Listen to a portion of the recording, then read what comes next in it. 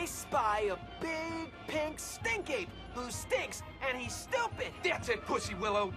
Ow!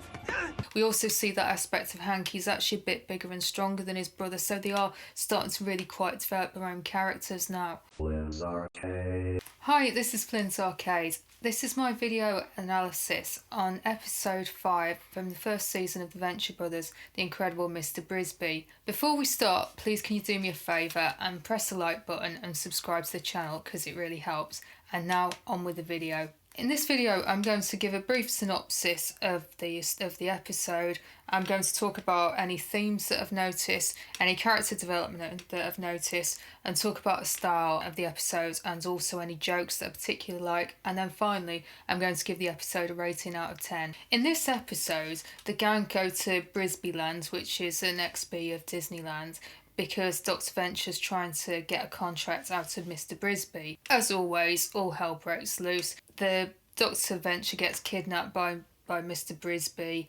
The boys get kidnapped by the Orange County Liberation Front. Brock manages to reconnect with his lost love, Molotov, who eventually team up to save the day and then rescue Doc and the boys. As for the themes of the episode, Jackson Publick once described this as a bad attempt at corporate satire. He decided to make the episode because he'd lived in LA and then he moved to New York, and he was affected by the hegemony of the Disney Corporation, who obviously had a huge presence in LA because of having the Disneyland theme park there.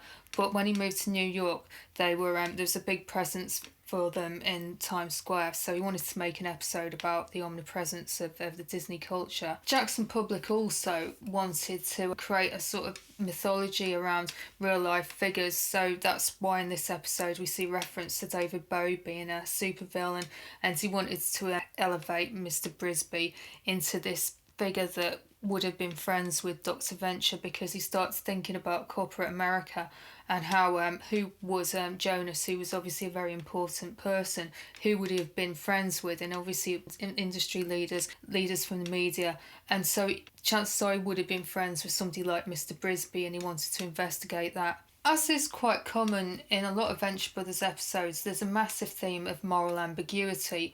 We're not sure who the villains and who the heroes of the episode actually are. The Orange County Liberation Front, who are quite funny, it's quite funny because they're a satire of a real group who existed called the Symbionese Liberation Army.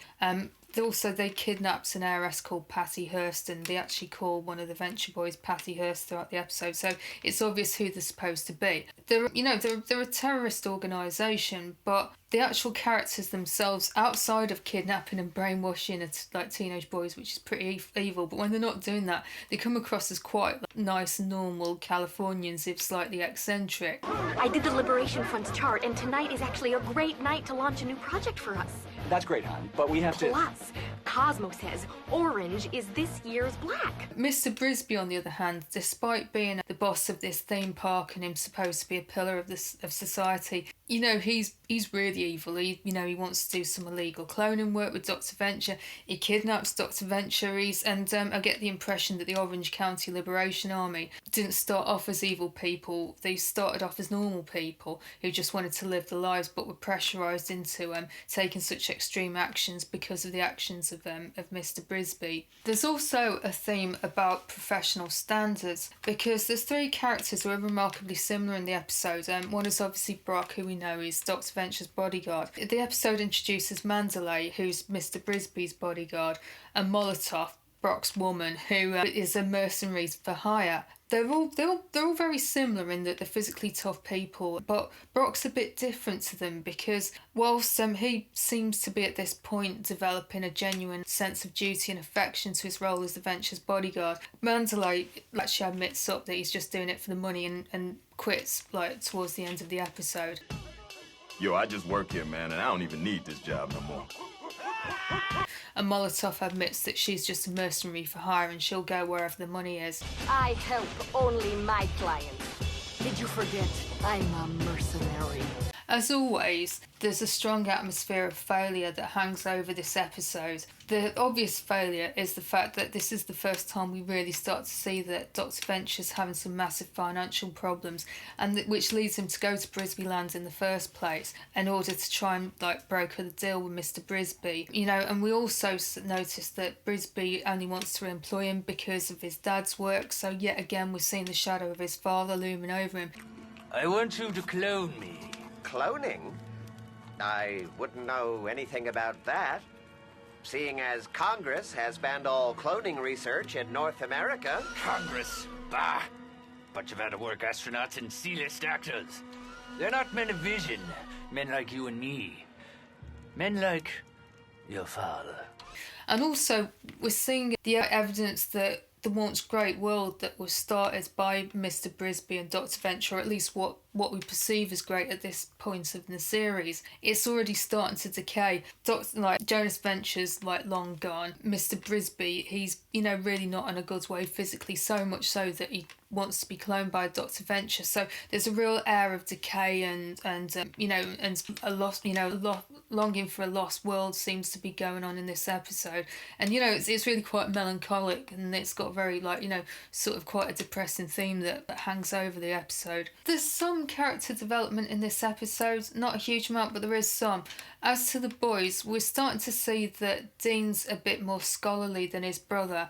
Loxodonta africana. You can tell which ones are the males because they're the only ones with tusks. I got no problem telling which one's the male, bro. Check out the fifth leg on that beast. It's called a trunk. It's called you're a spaz, and that ain't what I'm talking about. When they get stuck in the wildlife park, he's got his cards and he's looking at all the animals and learning, whereas Hank's really bored and he ends up trying to beat up his brother. I spy a big pink stink ape who stinks and he's stupid. That's it, Pussy Willow. Ow! We also see that aspect of Hank. He's actually a bit bigger and stronger than his brother, so they are starting to really quite develop their own characters now. We also see evidence of how Dr. Venture is, he is quite a dick in this episode because he leaves the boys in the X1. I am all over that teacup ride. Boys, halt! You are all over no such thing. You're both to stay aboard the X1. What? Oh, weak! Weak schmeek, Hank. We're here for business, not for fun. But Pop... What do you want, the rag? And which really seems like a very cool thing to do because they want to go and play around on the theme park. But then we see a flashback to what went on with Jonas, and this is perhaps the first time we see that Jonas really was not a good dad because he's put him in the ride and he doesn't like it, and so he's using him as a sort of test subject. Do I have to, Dad? You said you wanted to help Daddy, son. So then we start to think, oh, maybe that's why he is so crappy towards his own boys, because he had a very poor role model growing up, and we're starting to see a bit of evidence of that. As to the style of this episode, it leans very heavily on Disney and the imagery of Disney. It's got the Busy Bee, who's an ex-bee of Mickey Mouse. We've got the Symbionese Liberation Army, so that an ex-bee of them. So we know that we're in sort of USA of the 1960s, but in the early 2000s, and it's all in a parody of it. So that's what we see in this the style. When we've already seen Molotov because she was in the previous episode, but that was just part of Brock's hallucination. This is the time that we full on get to see her in real, and she's exactly what you would imagine Brock's woman to be like. She's just as tough as he is, and so she's very glamorous and dangerous. So yeah, she's we've been waiting to see who he's been longing for, because he spoke about not being able to listen to that song in the previous episode because he'd had his heart broken, and so now we get to finally see who's responsible for it. There's a few jokes in the episode. It's definitely not the funniest, but there was a couple of things that I quite liked. One of them was Mr Brisby's face, because he said that he looked like that because he's had a stroke. Several years ago, I fell victim to an animatronic accident here at the park. Trapped beneath an unstoppable metal Lincoln for 2 hours. It's enough to give anyone a stroke.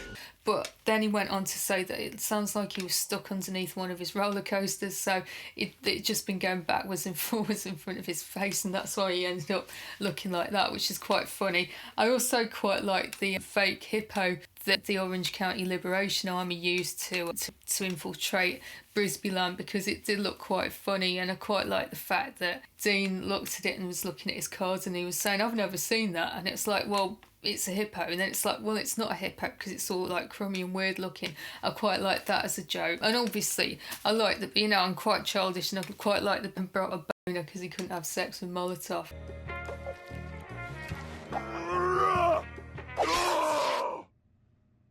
I gotta go take care of something.